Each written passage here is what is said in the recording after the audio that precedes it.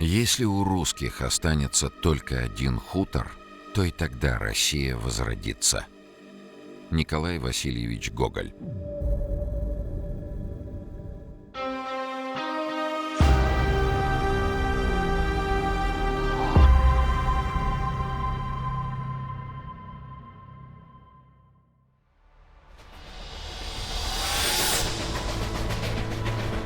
XX век Российская империя встречала, достигнув максимума территорий и населения.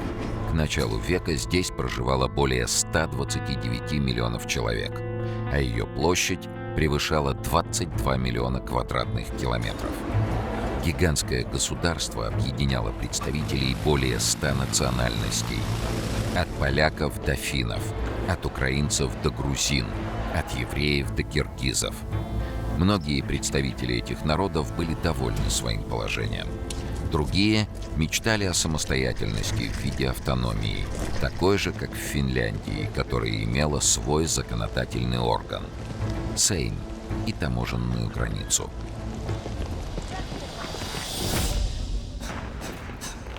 В конце XIX века национальные противоречия редко проявлялись открыто.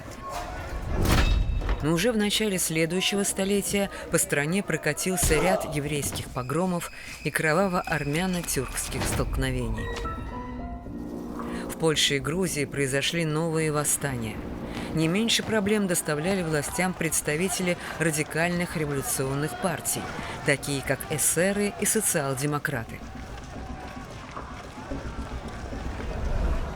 Впрочем, к началу 1914 года казалось, что открытое революционное движение окончательно разгромлено. Его лидеры находились в эмиграции или сибирской ссылке. К этому времени Российская империя входила в число ведущих мировых держав, переживала период экономического расцвета, а уровень национального благосостояния рос с каждым годом.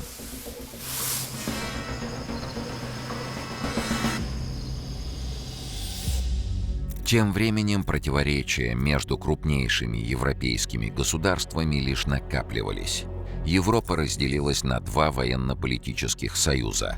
Странам Антанты, России, Франции и Великобритании, противостояли центральные державы – Германия и Австро-Венгрия, к которым позже присоединились Османская империя и Болгария.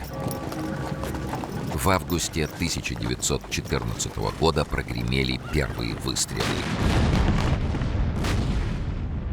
Первая мировая война приведет к невиданным разрушениям, многомиллионным жертвам и станет одной из причин крушения 4 империй, включая российскую.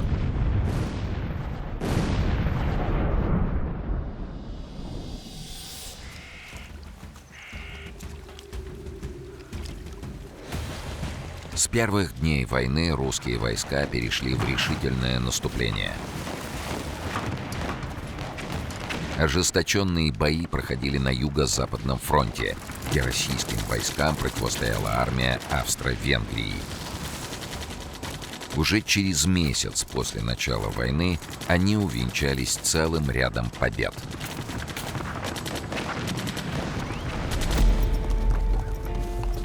3 сентября 1914 года русские войска взяли Львов.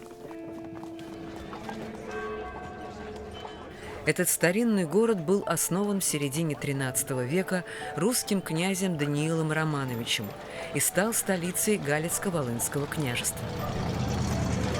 Столетием позже оно вошло в состав Польского королевства, затем перешло к австрийской короне. Со вступлением во Львов русских войск в городе появились русские полицейские, начала выходить русская газета, было создано Галицийское генерал-губернаторство. Николай II писал императрице Александре Федоровне: «Очень красивый город, немножко напоминает Варшаву, пропасть садов и памятников, полный войск и русских людей».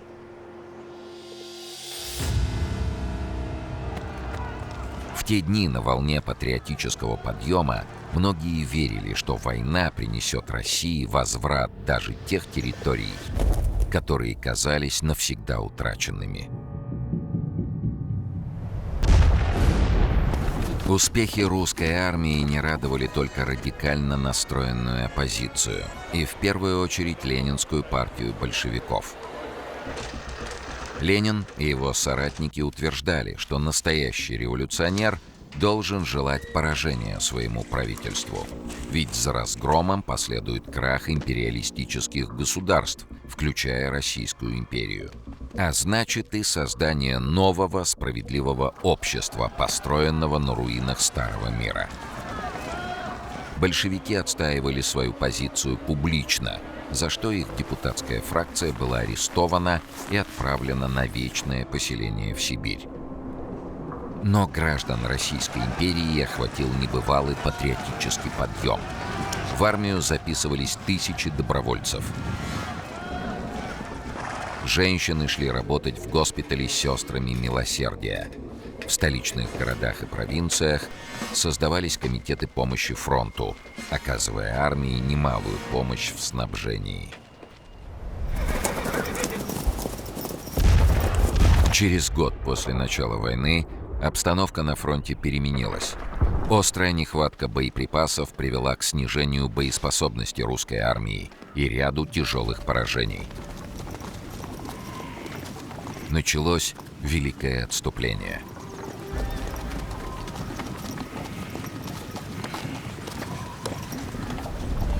В его ходе императорская армия оставила Львов, Перемышль, Тернополь. В августе 1915 года русские войска ушли из Варшавы, столицы царства польского, которая находилась под властью российской короны. Затем неприятель взял Вильно, Гродно, Брест-Литовск, Новогеоргиевск. В центральную Россию хлынул поток беженцев.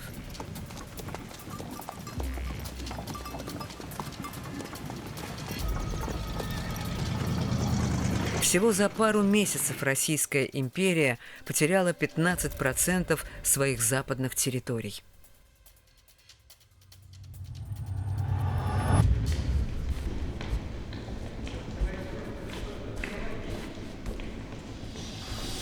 Новый командующий Черноморским флотом вице-адмирал Колчак прибыл в Ставку по срочному вызову. Начальник штаба, генерал-адъютант Алексеев, сразу перешел к сути.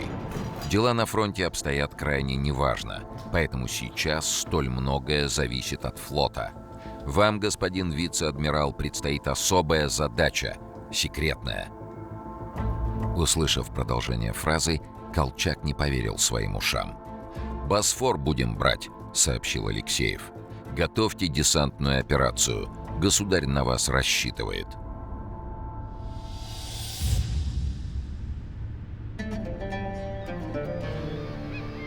Черноморские проливы Босфор и Дарданеллы с древности имели стратегическое значение.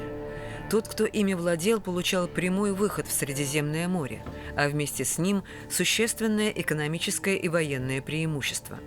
Кроме того, Россия, считая себя наследницей Византии, считала своим долгом восстановить крест над Святой Софией, главным константинопольским храмом, который турки превратили в мечеть.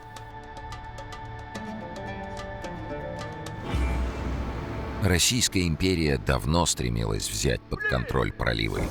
12 войн с Османской империей, которые вела Россия, заняли в общей сложности 241 год. Но западные державы, в первую очередь Великобритания, опасались укрепления России.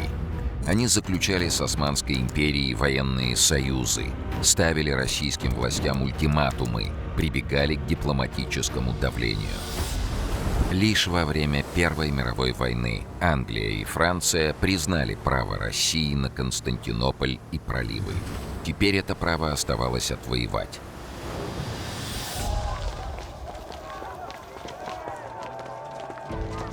Радикальная оппозиция разделилась в своих взглядах на войну. Сторонники Ленина составляли меньшинство. Многие из революционеров с сочувствием относились к терпящей поражение русской армии, а также к тем жителям страны, которые оказались в немецкой оккупации. Ведь территория страны — это не только квадратные километры земли, но и люди, на ней живущие.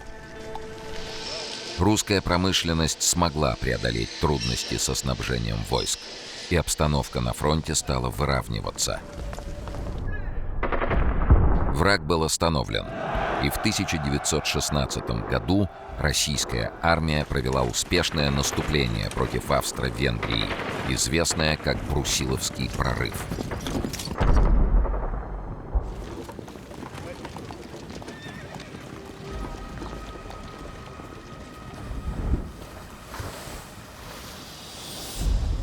Но в феврале 1917 года, когда адмирал Колчак готовился к высадке десанта на турецкий берег, по Петрограду прокатилась волна протестов. Демонстранты требовали хлеба, прекращения войны и отмены самодержавия. Началась всеобщая забастовка.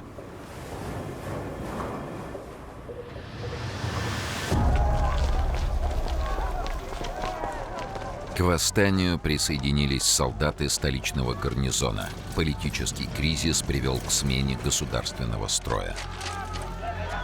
2 марта Николай II отрекся от престола.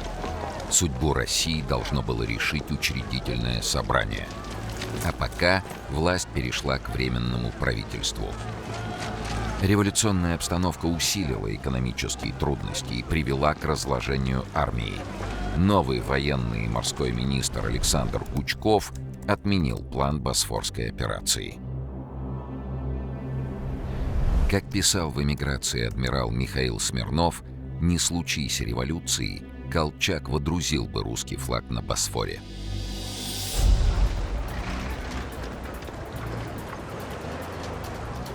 Временное правительство провозгласило свободу печати и собраний, объявила амнистию всем политзаключенным,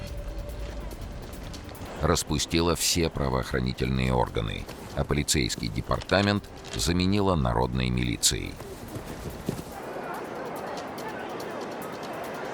Вслед за этим оно отменило все ограничения прав для национальных меньшинств, а 16 марта признало независимость Польши, которая к тому моменту была оккупирована Германией и Австро-Венгрией.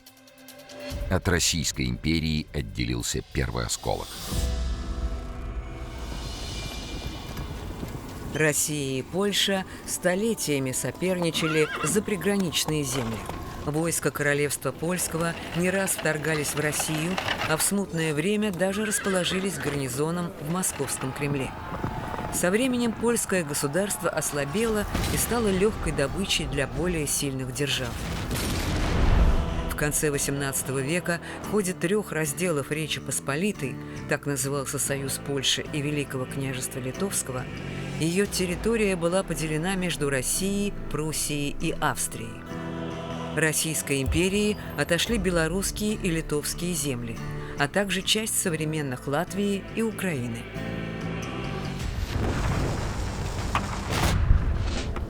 В ходе наполеоновских войн Пруссия и Австрия утратили большинство своих польских владений. На их месте Наполеоном было основано Великое герцогство Варшавское. После поражения Бонапарта Польша пережила новый раздел. Ее восточные и центральные части, включая столицу Варшаву, вошли в состав Российской империи под названием «Царство Польского». Оно имело особый статус и поначалу даже собственную конституцию, но это не уменьшало стремление поляков вернуть государственную независимость. На протяжении XIX века в различных частях разделенной Польши произошло несколько восстаний.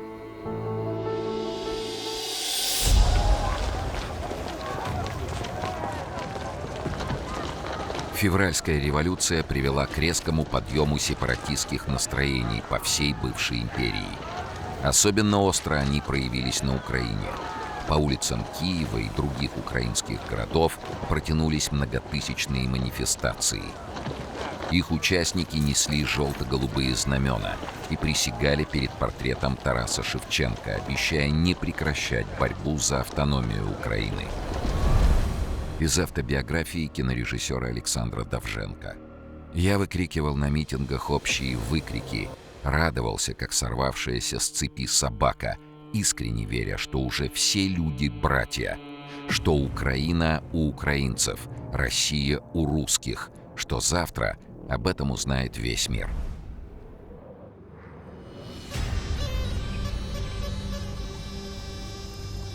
Первое восточнославянское государство, Древняя Русь, сформировалось на землях современных Украины, Белоруссии и России. Впоследствии оно распалось на отдельные княжества, а после монгольского нашествия многие из них оказались частью Золотой Орды и позднее стали основой Московской Руси. При этом западно-русские земли вошли в состав Великого княжества Литовского, а в XVI веке перешли под власть Речи Посполитой, польско-литовского государства. Их дальнейшая судьба сложилась по-разному. Левобережная Украина, так называемая Гетманщина, добровольно перешла под власть московского царя Алексея Михайловича в 1654 году после восстания запорожских казаков во главе с Богданом Хмельницким. Правобережная часть Украины, Волынь и Подолье, была включена в состав России лишь в последней трети XVIII века, после разделов Речи Посполитой.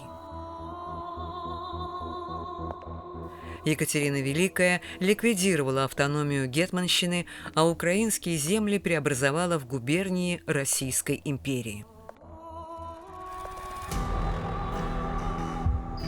Сюда переселялись не только русские, но и выходцы из разных районов империи, а также иностранцы – турки, греки, сербы.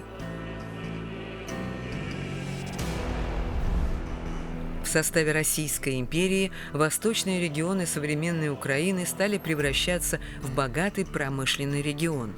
От Кривого Рога до Харькова и Мариуполя разрабатывались месторождения полезных ископаемых, строились фабрики и заводы. В XIX веке в среде украинской интеллигенции возникло движение в поддержку родного языка и культуры, охватившее широкие слои населения. В 1917 году борьбу за украинскую национальную автономию возглавила Центральная Рада, самопровозглашенный орган законодательной власти. Члены Центральной Рады вступили в затяжные переговоры с Временным правительством. Тем временем в Киеве уже расклеивали плакаты с изображением самостийной Украины, которая простиралась от Карпат до Кавказа.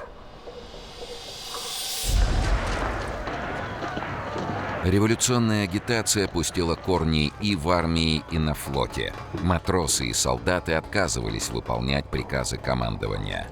Затем вынесли постановление о разоружении офицеров. Многие военачальники, в том числе и адмирал Колчак, не подчинились. Пожалованную ему за оборону Порт-Артура золотую саблю Колчак бросил за борт. «Не вы вручили мне почетное георгиевское оружие, не вам его и отнимать». Генералы и адмиралы попросту снимали с себя полномочия командующих. Так Колчак отправился в Петроград, а оттуда в составе русской военно-морской миссии отбыл в Америку. Армия и флот разлагались, а само государство раскалывалось на глазах.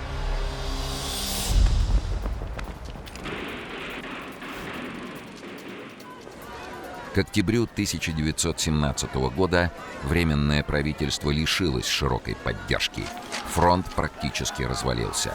Большевики воспользовались моментом.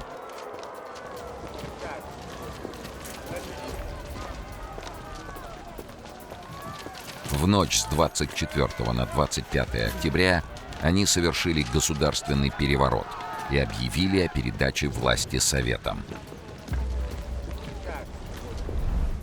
В одном из своих первых постановлений большевистское правительство признало право народов России на свободное самоопределение, вплоть до полного отделения. Вскоре о своем суверенитете заявила Финляндия. Ленин не стал возражать. Уже вторая после Польши национальная окраина окончательно откололась от империи. Центральная Рада провозгласила автономную Украинскую Народную Республику, которая не подчинялась советскому правительству. В ответ большевики создали в Харькове собственное правительство Украины. Это было лишь началом территориального и политического раскола единого государства. Новые национальные республики возникали на Кавказе, в Прибалтике, Молдавии и Средней Азии.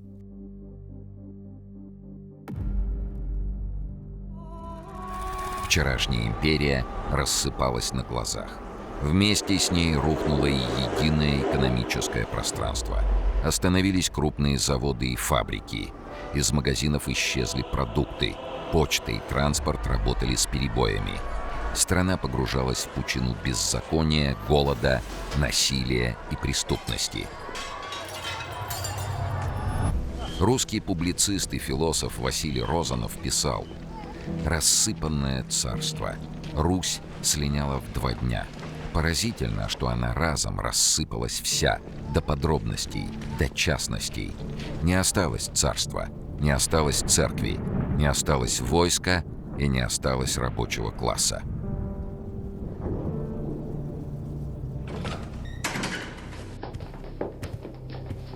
Большевик Серго Орджоникидзе еще недавно был политическим ссыльным. А теперь перед ним и его товарищами встали задачи государственного масштаба.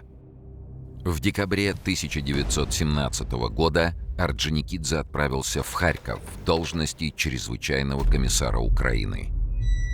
Ему предстояло любыми способами добыть хлеб для голодающего Петрограда и других крупных городов центра России. В ход шли любые средства – убеждения, хитрость, конфискации, расправы над недовольными. И чем более жесткие меры применяли большевики, тем сильнее росла ненависть к ним среди жителей Украины.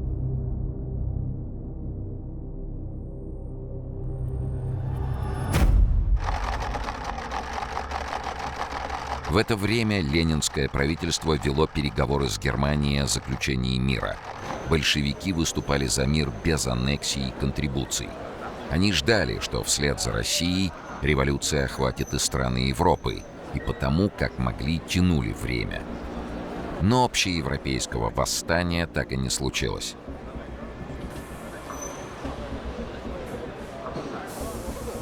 В феврале 1918 года Германия перешла в крупномасштабное наступление против Советской России.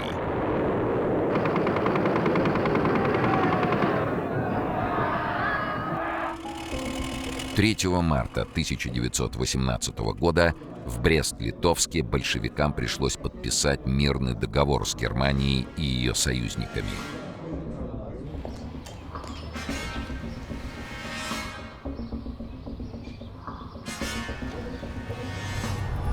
За выход из войны советская Россия заплатила утраты огромных территорий – Украины, Белоруссии, Прибалтики, части Закавказья.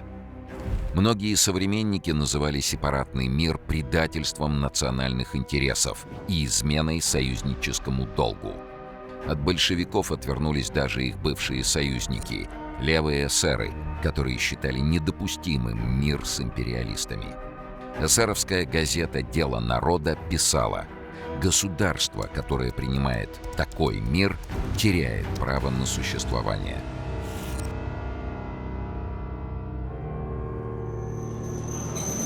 На оккупированных землях немцы создавали марионеточные режимы.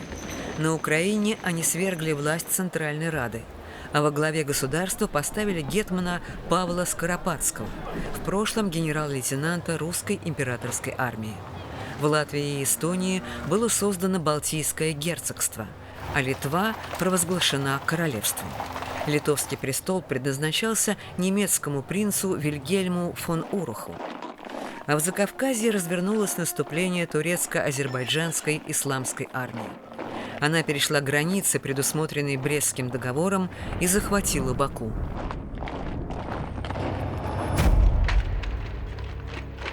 Гражданская война разгоралась и на территории самой России. Весной 1918 года на Дону и Кубани возник Центр сопротивления советскому правительству. Здесь действовала добровольческая армия под руководством генералов Алексеева, Корнилова и генерала-лейтенанта Деникина, которая стала ядром белого движения на юге России. Вскоре гражданская война охватила территорию бывшей Российской империи. Большевистское правительство переехало из Петрограда в Москву, но единого центра власти уже не существовало. Страна разделилась на множество лагерей. Едва ли не каждое повстанческое движение провозглашало свой суверенитет. Республики-однодневки возникали на территории отдельных губерний, городов, даже уездов. В Приазовье с 1918 по 1921 годы действовало массовое повстанческое движение под руководством анархиста Нестора Махно. Центром махновцев было село Гуляй-Поле. В 1919 и 1920 годах, вступая в союз с большевиками, они создавали автономный район, где не действовали органы советского правительства. Куда не допускались чекисты и не было продразверстки. Рабочие и крестьяне получили полное самоуправление. Красные неоднократно разрывали союз, нападая на махновцев, но так и не смогли их полностью уничтожить. Район вольных советов сохранялся и в тылу белых, когда войска Деникина в 1919 году заняли Украину. Махновцы захватывали такие города, как Екатеринослав, Александровск и Старобельск. Брали под свой контроль территории от Донбасса до Умани. Вместе с большевиками громили Врангеля, а потом воевали уже против Красной армии. Это продолжалось до 1921 года, когда в боях с многократно превосходящими силами красных Махно прорвался за границу. Между представителями разных политических ориентаций создавались временные союзы. На стороне красных, кроме большевиков, сражались и анархисты, и бывшие царские генералы, и просто случайные люди. Среди их противников тоже не было единства. К белому движению присоединялись монархисты и республиканцы, сторонники иностранной интервенции и убежденные патриоты. Одним из центров белого движения стала Уфа. Многочисленные силы, не признававшие власти большевиков, создали здесь временное всероссийское правительство, так называемую директорию. Под напором наступающей Красной армии она переехала в Омск.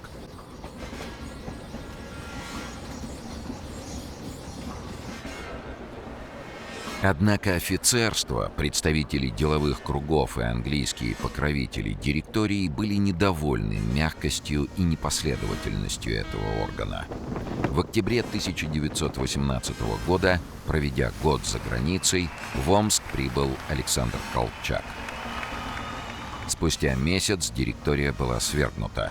При поддержке англичан Колчак пришел к власти и был объявлен верховным правителем России. Гражданская война набирала обороты. Идейно-политическое противостояние привело к всплеску террора.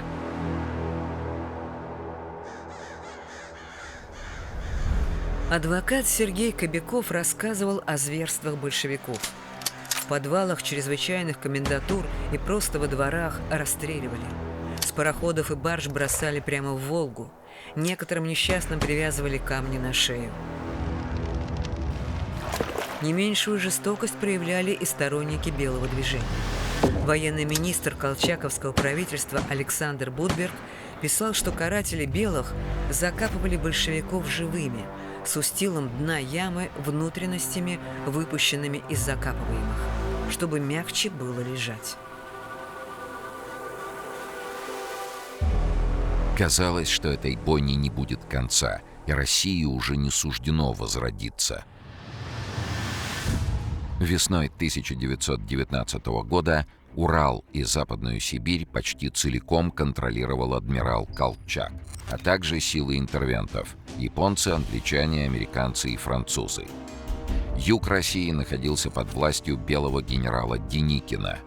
На северо-западе генерал Родзянко угрожал Петрограду. А тем временем польская армия заняла Вильнюс, часть Белоруссии и Западной Украины. Под контролем большевиков оставались только центральные губернии. Но вскоре и здесь власть советского правительства оказалась под угрозой. В апреле 1919 года войска Колчака двинулись к берегам Волги. Отсюда открывался путь на Москву. Однако дойти до Волги им не удалось. Внезапным ударом Красная армия разгромила основные силы колчаковцев и отбросила их за Урал. Белые так и не смогли предложить народам России объединяющую идею. Крестьяне, не желая возвращения старых порядков, из двух зол выбирали меньшее. Красная армия становилась все сильнее. На службу большевикам перешли многие царские офицеры и генералы.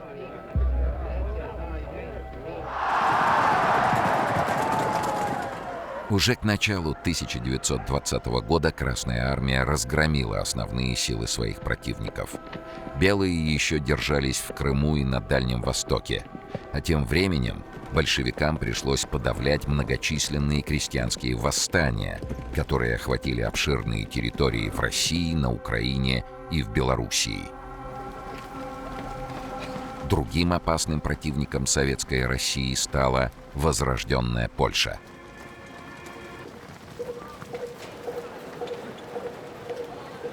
Еще император Николай II планировал после победы в Первой мировой войне объединить царство польское с польскими землями, которые будут отняты у Германии и Австро-Венгрии, и создать автономное государство в рамках Российской империи.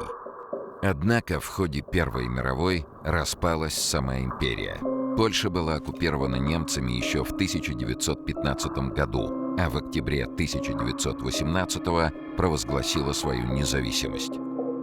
После капитуляции Германии и Австро-Венгрии верховным главой Польши стал военный и политик Юзеф Пилсудский, которого считают отцом современной польской государственности. Позже, в 1919 году, он начал войну с Советской Россией, стремясь вернуть территории, которые когда-то входили в состав Речи Посполитой.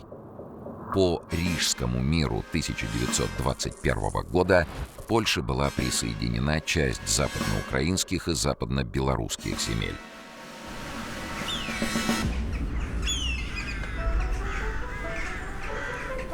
Общие потери населения России за годы гражданской войны составили по разным оценкам от 8 до 10,5 миллионов человек.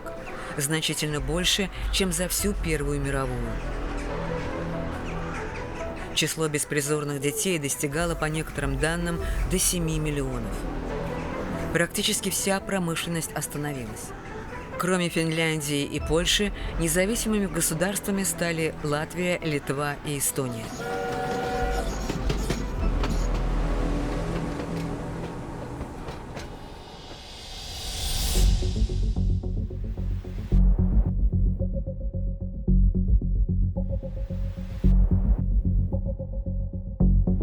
Часть Армении перешла к Турции.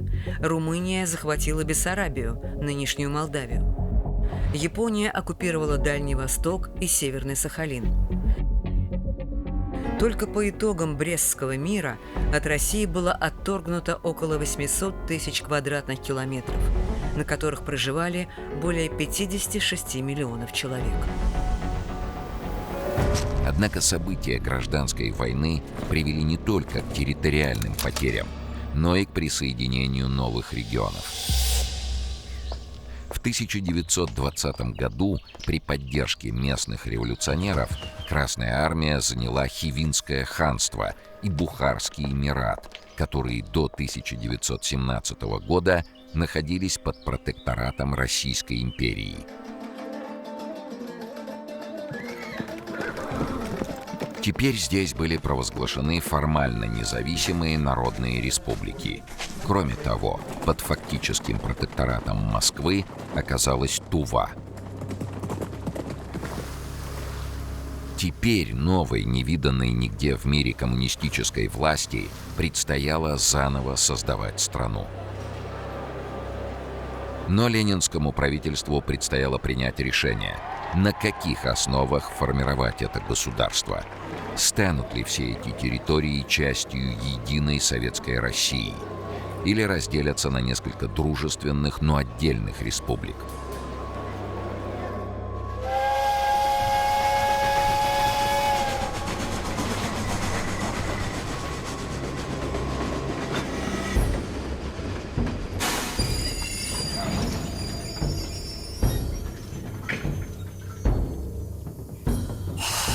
«27 апреля 1920 года советский бронепоезд пересек границу Азербайджана. Бакинские большевики организовали в городе переворот. И 28 апреля направленный на Кавказ Серго Орджоникидзе с гордостью телеграфировал Ленину: «Наши войска шли без всякого сопротивления. После передачи власти коммунистам через 2 часа наши бронепоезда были в Баку, имея с собой батальон пехоты».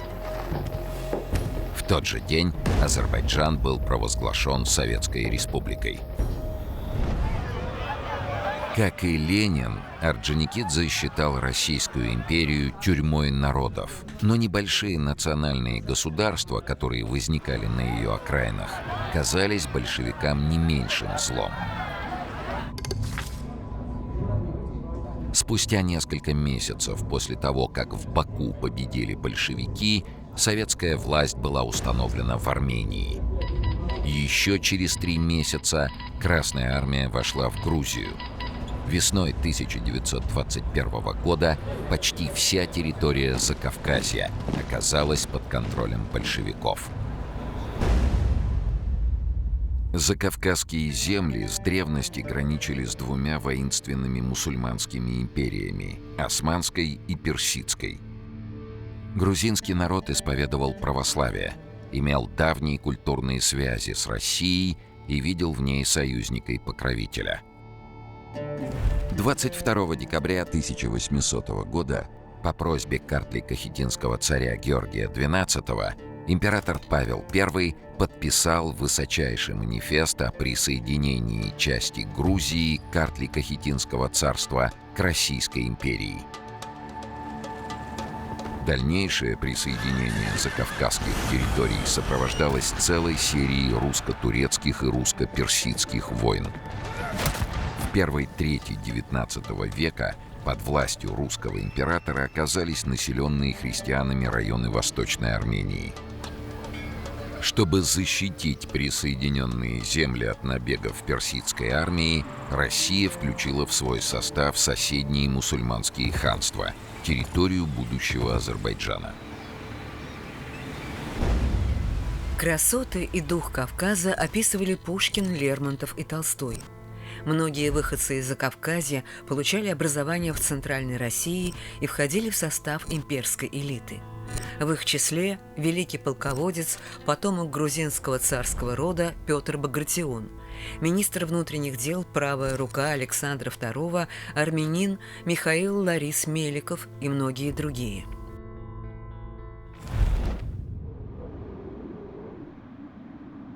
В годы советской власти Кавказские республики внесли огромный вклад в развитие страны.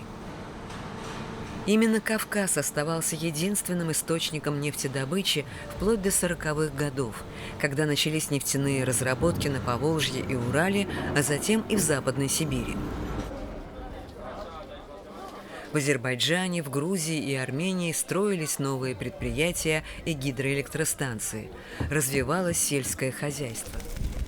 В Грузии началась системная работа по выращиванию чая и даже создан научно-исследовательский институт чая. И, конечно, Кавказ стал одним из любимых мест для туризма и отдыха. Новые курорты и пансионаты, и самое главное, искреннее радушие и гостеприимство местных жителей навсегда завоевали сердца жителей Советского Союза. К концу гражданской войны большевикам удалось совершить то, о чем мечтали их идейные противники – сосредоточить под своей властью большую часть бывшей Российской империи. Позднее даже многие белые мигранты будут называть Ленина собирателем России. Вопрос о создании объединенного советского государства становился для ленинского правительства все более актуальным. К концу гражданской войны на территории бывшей империи сложилось 6 советских республик, в которых власть принадлежала большевикам. Кроме Российской Федерации, РСФСР это были Украинская, Белорусская, Азербайджанская, Армянская и Грузинская советские социалистические республики. Последние 3 были объединены в одну Закавказскую социалистическую федеративную Советскую Республику. Все они сохраняли формальную независимость. При этом их армии подчинялись Москве, а в качестве денежной единицы был принят российский рубль. Пришло время превратить военно-экономический союз в политический. Но по каким принципам его строить? Народный комиссар по делам национальностей Иосиф Сталин предлагал включить все республики в состав Российской Федерации на правах автономии. Ленин обвинил своего соратника в великорусском шовинизме. По его мнению, каждая из республик должна была войти в новое единое государство с равными правами. Именно такое устройство, считал Ленин, позволит и другим странам присоединиться к Союзу после мировой революции. Сталин был вынужден согласиться с мнением партийного лидера. Члены грузинского комитета большевиков были возмущены идеей Сталина. Меньше всего они хотели стать еще одним национальным регионом России. Более того, некоторые местные партийцы требовали вхождения в состав Союза в качестве отдельной республики, а не части Закавказской Федерации. Услышав об этом, Орджоникидзе пришел в ярость. Он обозвал своих коллег шовинистической гнилью. А когда член ЦК грузинской компартии Акакий Кобахидзе в ответ назвал Серго сталинским ишаком, тот пустил в ход кулаки. После этого весь состав грузинского ЦК подал в отставку. Это происшествие едва не поставило под угрозу политику большевиков в Закавказье. И, конечно, сулило Орджоникидзе крупные неприятности, вплоть до исключения из партии. Казалось, что политическая карьера Серго закончилась раз и навсегда. Его спасло лишь обострение болезни Ленина, который с весны 1923 года уже не мог принимать участие в государственной работе. Однако в споре о принципах создания единого социалистического государства возобладала точка зрения Ленина. 30 декабря 1922 года в Москве Первый Всесоюзный съезд Советов принял декларацию об образовании нового государства – Союза Советских Социалистических Республик. Право вступления в Союз открывался любым социалистическим государством, как существующим, так и тем, что возникнут в будущем. Каждая из 4 республик, входящих в Союз, признавалась суверенной и наделялась правом выхода из СССР. Советский Союз имел единые вооруженные силы и кредитно-денежную систему, а высшая политическая и экономическая власть сосредотачивалась в Москве. 21 января 1924 года умер основатель советского государства Владимир Ленин. После его смерти в СССР продолжился процесс национально-территориального размежевания. Большевики провозгласили принцип равноправия больших и малых народов, населявших Советский Союз. Многим территориям, где преобладал тот или иной этнос, предоставлялся статус либо союзной, либо входящей в ее состав автономной республики или автономной области.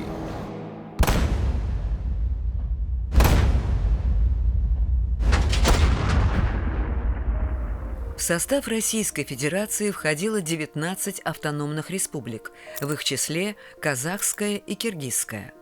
На территории Украинской ССР в районе нынешнего Приднестровья была образована автономная Молдавская республика.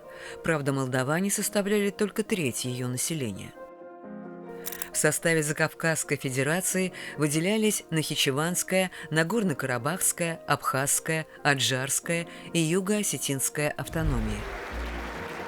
В национальных республиках проводилась политика коренизации. На руководящие должности выдвигались представители коренного народа, а местные языки внедрялись в образование и делопроизводство.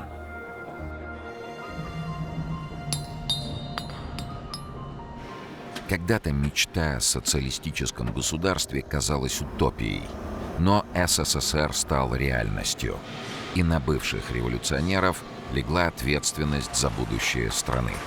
В стране началась индустриализация, программа по ускоренному наращиванию военной и экономической мощи Советского Союза.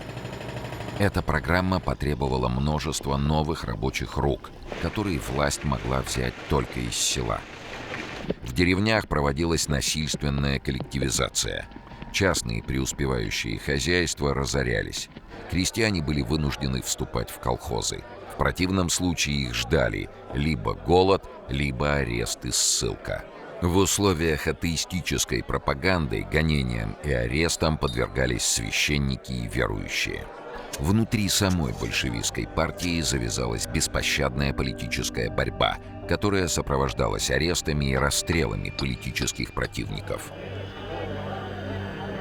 Все это приводило к тому, что в богатых сельскохозяйственных районах росло недовольство советской властью. Вспыхивали восстания.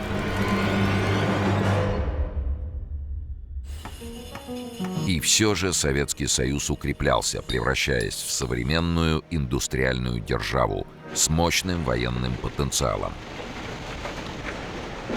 Процесс национально-территориального размежевания продлился до 1936 года, когда СССР состоял уже не из 4, а из 11 республик. Формально независимые Хорезмская и Бухарская республики, а также Туркестанская автономия в составе РСФСР были расформированы. На их месте возникли Туркменская, Узбекская и Таджикская ССР. Казахская и Киргизская автономии в составе РСФСР были преобразованы в союзные республики, а из Закавказской федерации выделились Грузинская, Армянская и Азербайджанская ССР. Многонациональность самой страны во многом определяла и царящую в СССР идеологию интернационализма. В СССР никогда не было расовой сегрегации. Все нации и национальности провозглашались равными. Создавались условия для развития национальных языков. Но огромная страна с ее экономическими и политическими задачами требовала создания условий, при которых жители республик, государственных предприятий и прочих учреждений понимают друг друга. Именно поэтому во всех республиках и автономиях создавались условия для изучения русского языка. Однако обязательным предметом школьной программы он стал только в 1936 году.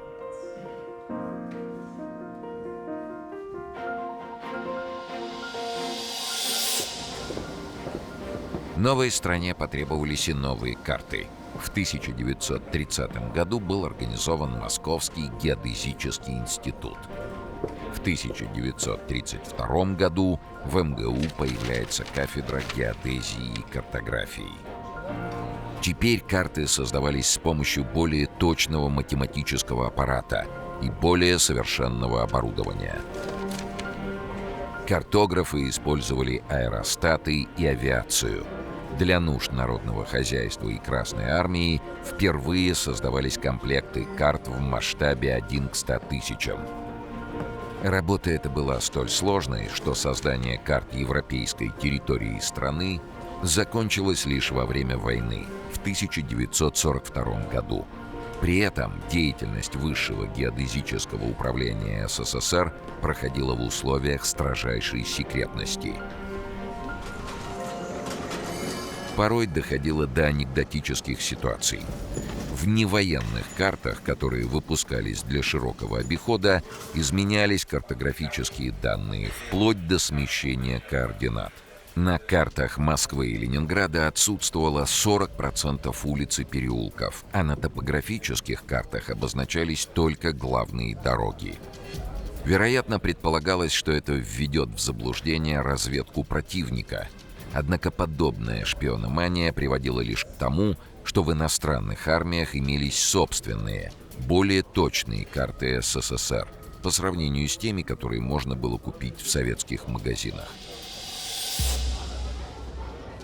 Но отныне советские школьники изучали географию по новеньким, только отпечатанным картам Союза Советских Социалистических Республик. Приближались 40-е годы. Большинство граждан новой страны верило, что первое коммунистическое государство, созданное из обломков Российской империи, переживет самые тяжелые времена и останется для всего мира символом свободы, справедливости и дружбы разных народов. Никто не мог знать и о том, что карта СССР скоро изменится, и о тех испытаниях, которым подвергнутся и народы его населяющие, и дружба между ними.